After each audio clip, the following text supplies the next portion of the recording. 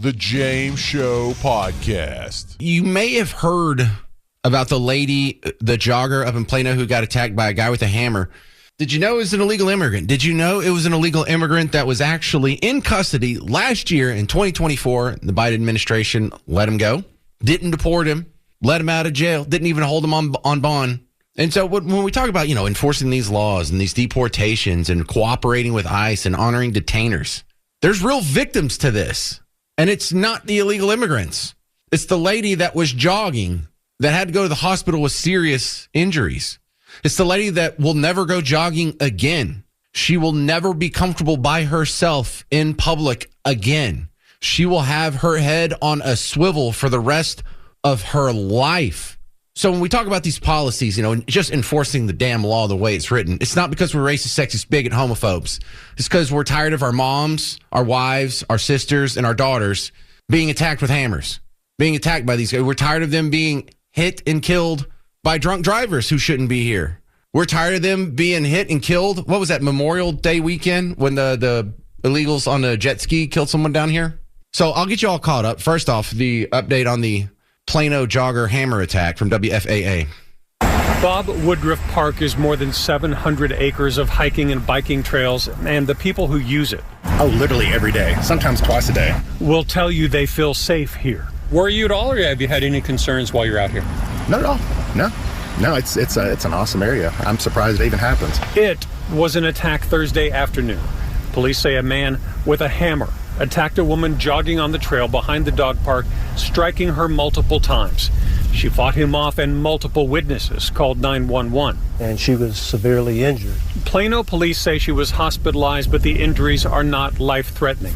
And the suspect, based on descriptions and the evidence left behind, identified as 17-year-old Sergio Noe de Nova Duarte, who they arrested about 4 hours later on a charge of aggravated kidnapping with bodily injury.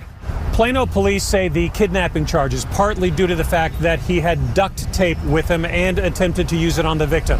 Also, we've learned that he showed up in the computer for Immigration and Customs Enforcement. So now there is an ICE hold on him, too. Immigration informed us to place a hold on this individual, and that is exactly what we did. Friday afternoon, the suspect was expected to be transported to the Collin County Detention Center. Police not yet going into specifics on the apparent motive for the attack, but they want the public to know this particular threat is over. There are many other individuals that frequent this area. It's fairly a safe place to be, and why this individual chose our victim to this day, to this moment, we don't know why. Answers Plano police and now ICE agents will be searching for too.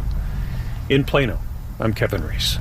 In a press release from yesterday, Department of Homeland Security, DHS.gov, there's a public statement from ICE here. The headline says, ICE lodges arrest detainer for an illegal alien who attacked an innocent woman in Plano, Texas with a hammer.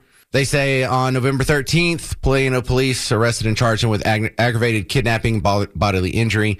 ICE lodged an arrest detainer on him with the Collin County Jail to ensure he is not released back into American communities. You realize there's communities all over America that are ignoring those detainer requests. I don't care how long his rap sheet is. I don't care if he just attacked a lady with a hammer with duct tape. He was gonna what? Bound her up and kidnap her, and then what?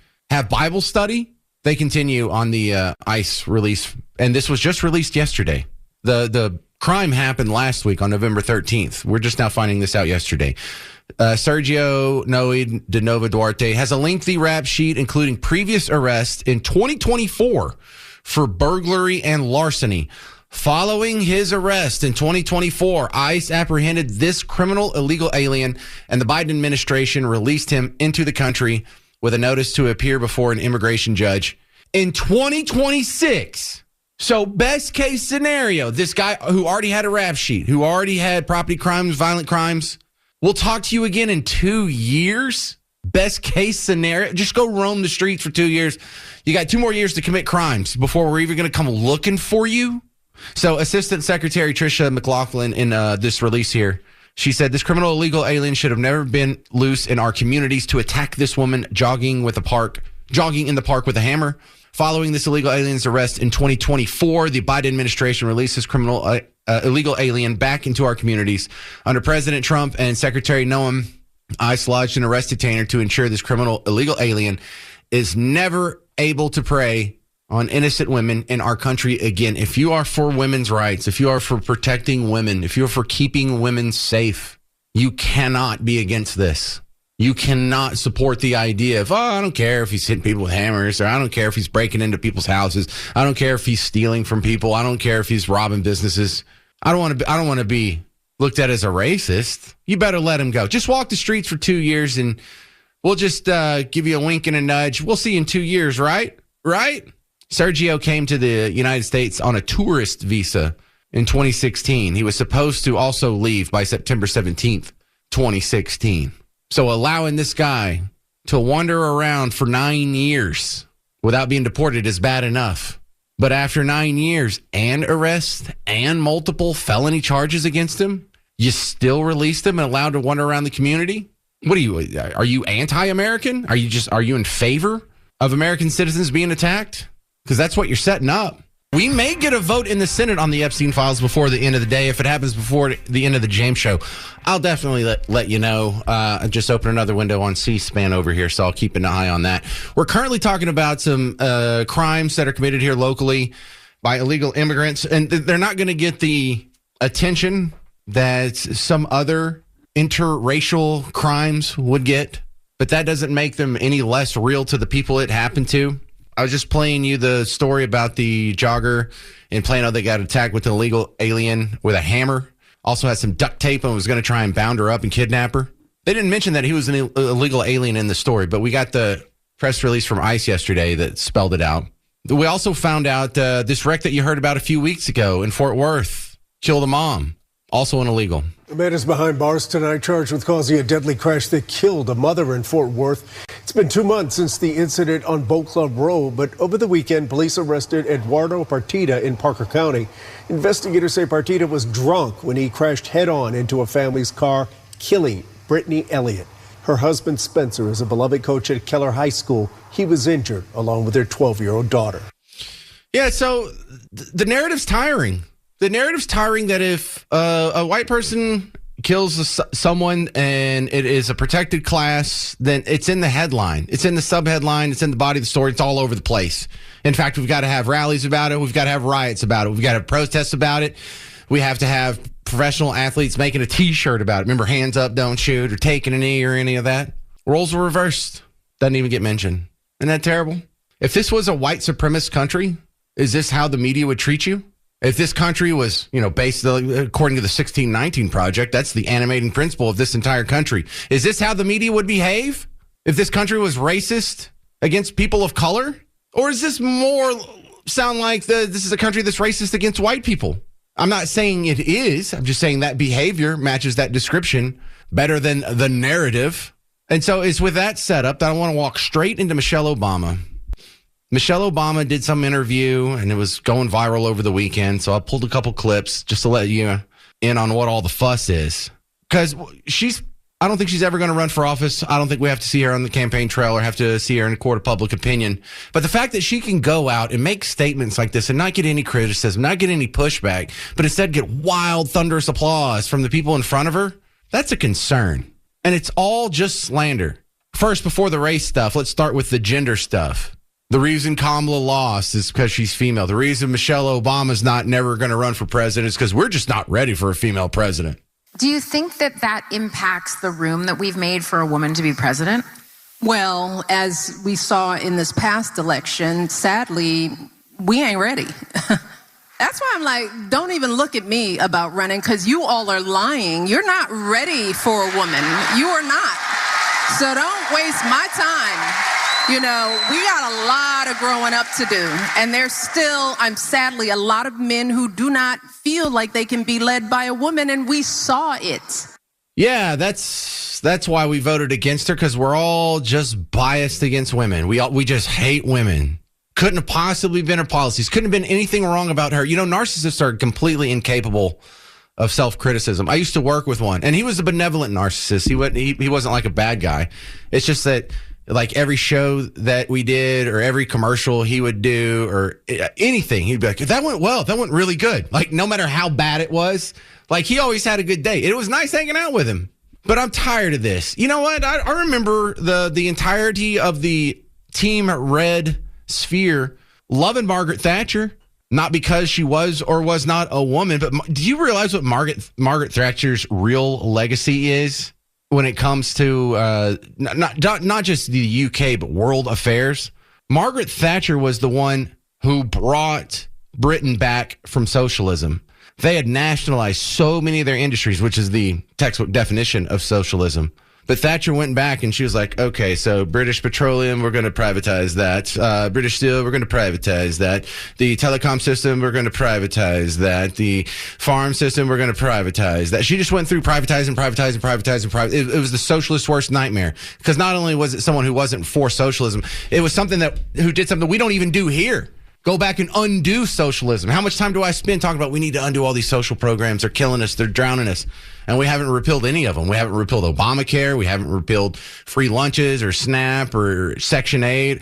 We had a hard enough time pulling back the subsidies on Elmo. So no, you bring a woman out here who actually is pro-Constitution, who wants government to be smaller, who wants to make some big cuts. Watch how fast we rally around her.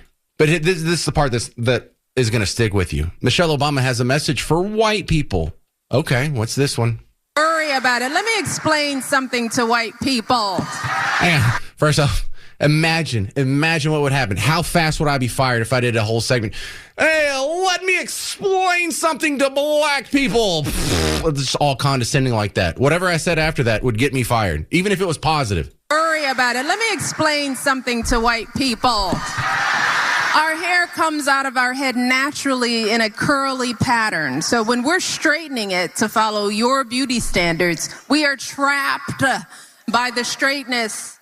That's why so many of us can't swim and we run away from the water. People won't go to the gym because we're trying to keep our hair straight for y'all. Hey, look, as a white person, I would like to absolve you of that responsibility. I don't care if your hair's straight or not. And how is it that I'm the bad guy when you're trying to make your hair straight so you can match what?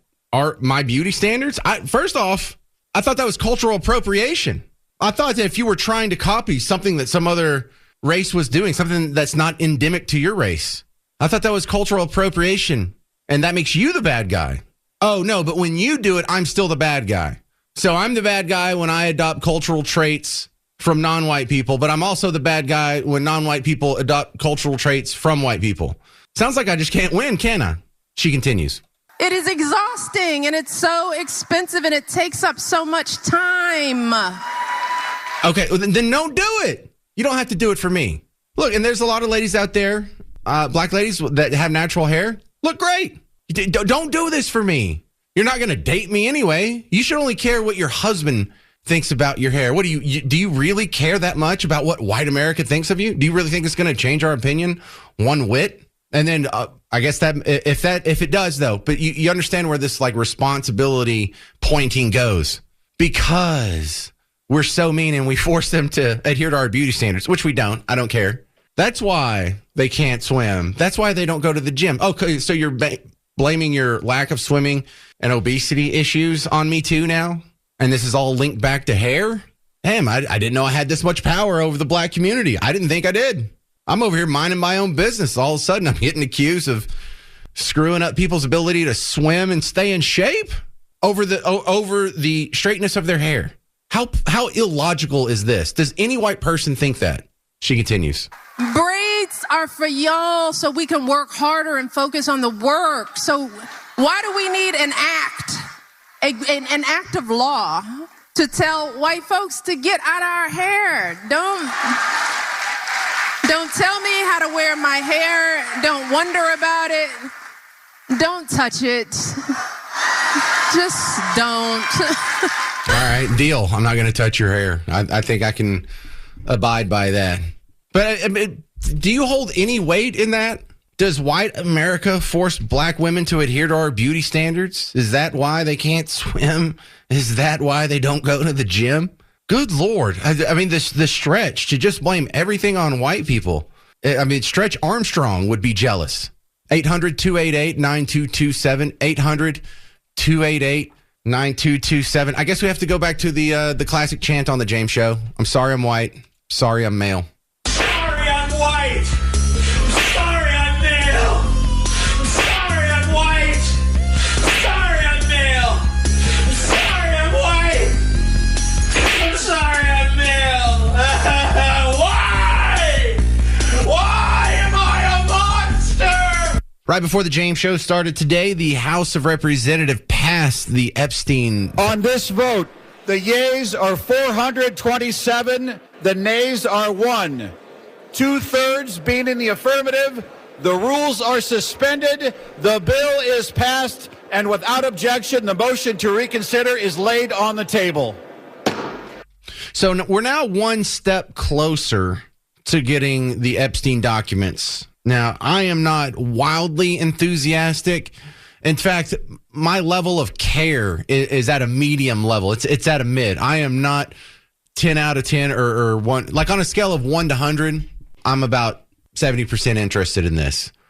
If they're going to be released, I'll be about 75, maybe 80% interested. I'm really only going to be 100% interested if they're released and it's not redacted at all to hell. I'm still concerned that the Senate is going to do something and put an amendment on this bill that could stop the process. I'm still concerned that they could release it, but it'll be so redacted it doesn't matter.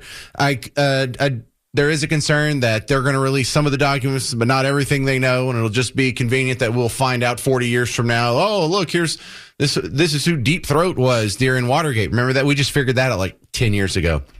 So if we're actually going to get the actual information where people in prominent positions of power, names that you know and names that you don't know, billionaires, people in elected office, CEOs, Hollywood people, directors, producers, media members, news anchors, whoever, if people are really going down and we're really going to find out the truth, my interest in this story is 100. 100. Right now, I have turned on one of my monitors here in the WBAP studios to C-SPAN 2. That's the one that always has a camera on the Senate if something's going on. Right now, we're waiting for a senator to speak, but they're not dealing with the Epstein issue right now. It's some nuclear regulatory commission nomination. Boring. So I'm keeping an eye on it. If something happens before the end of the show, I'm all over this.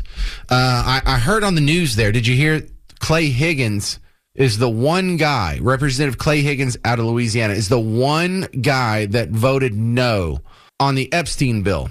And let me read the whole thing because they just kind of glossed over it in the news here. But I'm going to read his whole tweet because I was really interested. If everybody in the House agrees on something but one dude, sometimes I agree with the one dude.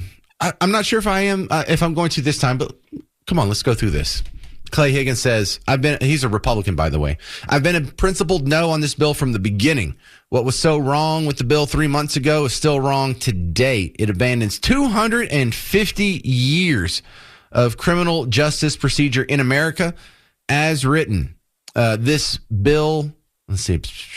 bill reveals and injures thousands of innocent people, witnesses, people who provided alibis, family members, etc. If enacted in its current form, this type of broad reveal of criminal investigative files released to a rabid media will absolutely result in innocent people being hurt, not by my vote. The Oversight Committee is conducting a thorough investigation that has already released well over 60,000 pages of documents from the Epstein case. That effort will continue in a manner that provides all due protections for innocent Americans. If the Senate amends the bill to properly address the privacy of victims and other Americans who are named but not criminally implicated, then I will vote for that bill when it comes back to the House. I get the motivation here. I still disagree with it. 800-288-9227. If you want to protect the people, then release it. Release it. Redact what you have to. Release it. Send people to jail that are criminals. But this whole idea, well, we can't release this info. We can't send people to jail. Innocent people might get hurt. Guilty people are running free. Child abusers child rapists are running free. And if this is the only way we can get justice to those people, it's a sacrifice that you have forced upon us. Not you, Clay Higgins, and not you, guy listening, but the people who've been holding this for, 6 years now? This is John in Kemp. You're on WBAP. Hey, John. Hey, buddy. Yeah, I just want, who does the redacting? Do we know that? Because they redact so many things they put out, and you can't even read it. It's not even worth reading. I was just wondering, who does the redacting? Who decides what can be put out publicly and who can't?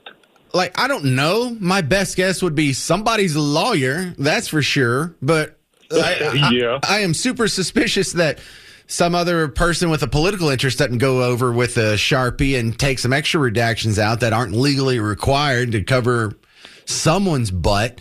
So if the only way we're going to get this list is have the unredacted version, I think it's terrible that there's going to be some innocent people whose lives are going to be overturned by this. But I think it's so important. It's worth that. It's worth it, because I'm not saying it's Bill Gates, but it's got to be people like that, people whose name who may or may not be in positions of power. But Thomas Massey said the other day, it's he talked to the lawyers. It's people in office. It's businessmen. It's famous people. It's not famous people. It's billionaires. There's a wide swath of people, and I want to find out all of them. I want them all to go to jail. And if this ugly way is the way we have to do it, I'm kind of okay with that. But I'm glad you asked, John, because my next guest, I'll ask him. Jeremy Rosenthal is coming back on, and he does a lot of the legal analysis on the James Show. I'll ask him that question. Who does the redaction? All right, John? Thank you, man. I appreciate it, as always, James. All right. Thank you, John. We'll try and get we'll try and get him some answers to that next. Jeremy Rosenthal from TexasDefenseFirm.com is coming on next. That'll be the first question I ask him. If you have any questions for the lawyer around this Epstein situation, 800-288-9227, or you can send me a Facebook message or an email real quick, parker@wbap.com. My next guest, Jeremy Rosenthal, TexasDefenseFirm.com. Sorry to call you 2 days in a row, but I had another legal question, and you're our legal analyst, so... That's okay, James. You guys are on retainer, so we can do this. I can give you as much justice as you can afford. Well, actually, if I was really on retainer, you wouldn't be allowed to do this in a public setting, would you? Or would you? That's with your consent. Look. The law is a very mysterious thing, and I can look into it very creatively and get the result that I want. That's what judges do. Yeah, right? They do. They say they follow the law, but whatever. We've seen him get real creative on this one. All right, so I'm bringing you on to talk about the Epstein list vote. It happened today. It passes the House. It's going to go to the Senate. And there's some concerns that there may be some amendments on a bill. What amendment could be on a bill like this? It's like either release the damn files or don't. Mm-hmm. It's never really quite that simple. So the bill that got passed in the House it's doing a couple things. First off, they're trying to define what is the list or what is the file. So you've got a big chunk of it that says flight logs, travel logs, including but not limited to manifests, itineraries, pilot records, customs or immigration documents. We're talking about records of Jeffrey Epstein, records of Ghislaine Maxwell, internal DOJ communications, emails, memos, meeting notes. All of these things are listed out, and there's even more of them that are in this, because what you don't want when you're making a request for documents, right, you don't want somebody who doesn't want to give them over to kind of find a loophole and say, well, nanny, we don't have to give this over because this is not really an email, right? Or however they're going to look at it. So one part of it really blasts out, here's everything that they want, and they want to make it, like LBJ said, like grandma's nightgown, cover everything, right? That's the goal that they want to do. And on the second part of it, they're talking about, okay, well, what are the limitations here? And actually what it says, pretty interestingly enough, is that you cannot, the Congress or the DOJ, cannot withhold documents for embarrassment, for political reasons, for, we think that this is sensitive deals. It can redact, and I know we talked about redactions yesterday, you can redact sensitive information, social security numbers, things like that of some victims. Obviously, there's a very it says that they can't. There may be some child pornography in the file that they're obviously not going to release publicly. Yeah. So there are certain pockets where part of the bill does have to protect against releasing. So that's kind of the push-pull of this, because again, to kind of go back to our discussion yesterday, this file is an amoeba. There are 8,000 things which are part of this file. In 72,000 documents that are going to be documents of who knows what they are, and making sure that you define what's part of the file and what's not part of the file. This is trickier stuff than it sounds like. Yeah, I guess so. So the next question is, we're talking with Jeremy Rosenthal, TexasDefenseFirm.com. I had a caller in the last segment say, who does the redactions? Who's in charge of that? Who decides what's redacted and what's not? So the Department of Justice is going to get the initial call on what is redacted, but they have to explain themselves to Congress. So essentially the bill calls for the Department of Justice. They get to make the initial call on what to redact, but then they have to report to Congress and file a log of what was redacted and why. Or if they're going to claim some type of national security privilege, they have to kind of list that out and explain why it is. And it may be that a Congress gets to look at it closed door. Or if there is a narrow investigation privilege here that says that they're allowed to withhold things temporarily for an investigation, meaning that in 5 years, if this investigation's over, we get to see it in 5 years. And they have to explain all of that to Congress. They have to report to Congress they have to release the file within 30 days of the president signing it. And then they have 15 days, I believe, to list what and why, where, and how they're redacting. So there are mechanisms for this built in. Do you think we're going to see it? Think we're going to see the whole list, or are we just going to see a bunch of redacted slop that's not going to help anybody and send anybody to prison? I think that the American people are going to get what they ask for. I don't know that the American people are going to want what they get. I want oligarchs to go to jail. I want these elites. I want people who rape children to go to jail. You're going to get, look, I don't know how many tens of thousands of pages are going to be out here, and you're going to get the media. The guy, there was one person who dissented, who voted against it, and he said, this is going to be crazy making, and he's not wrong. Now, I don't know that I would have voted against it. I would have voted for this, but he's not wrong. This is going to get the media going crazy in 8 million directions. This is going to get people, this is going to trigger a lot of conspiracy theories. And yes, the hope is, to your point, James, that the people who are at the bottom of this, if they can be prosecuted and punished, that there's a push for that to happen. So I think all of the above are true. Yeah, that's what I want. All right, Jeremy Rosenthal, thanks again. TexasDefenseFirm.com is his website. He's a great lawyer up in McKinney and a legal analyst on The James Show. Thank you, sir. You got it. Have a great day. All right, coming up, your response. I'm getting a lot of good response here on both the Epstein situation and the Michelle Obama comments. I'll share them with you next on The James Show. If you want to add to that, 800-288-9227. I'm James Parker on News Talk 820, 93.3 FM WBAP. The James Show Podcast.